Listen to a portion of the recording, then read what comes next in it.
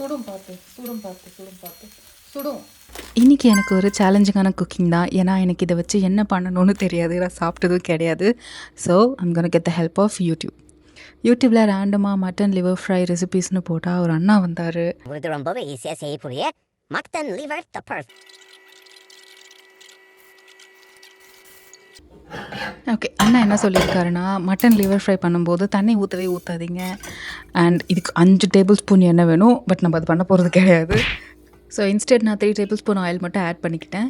ஒரு cooking tip நான் என்ன பார்த்தேன்னா, டேரெக்டான ஆயிலில் நம்ம பச்சை மிளகாவோ கருவேப்பிலையோ ஆட் பண்ணும்போது நல்லா ஸ்ப்ளட்டர் ஆகும்ல, அதை அவாய்ட் பண்ணுறதுக்காக சால்ட் ஆட் பண்ண சொன்னாங்க. பட் அது எனக்கு ஒர்க் அவுட் ஆகலை. நான் வந்துட்டு லிட்டை வச்சு க்ளோஸ் பண்ணிக்கிட்டேன். மற்றபடி அந்த அண்ணா சொன்ன எல்லா ஸ்டெப்ஸையும் ஃபாலோ பண்ணிவிட்டேன். அவங்க சொன்ன மாதிரி 10 மினிட்ஸ் வந்து இது அப்படியே வேகணும்னு சொன்னாங்க, தண்ணியெல்லாம் ஊற்றாமல். So I followed it. And இனிஷியலாக ஃபெனல் சீட்ஸை ட்ரை ரோஸ்ட் பண்ணி வச்சுருந்தேன், அதையும் பவுடர் ஆக்கிட்டு ஃபைனலாக ஆட் பண்ணியாச்சு. பட் இதை நான் சாப்பிட்டதில்லை அப்படின்றதுனால என் ஹஸ்பண்ட் கிட்ட தான் கொடுத்து டேஸ்ட் பண்ண சொன்னேன். Surprisingly every thing was perfect and it made my day.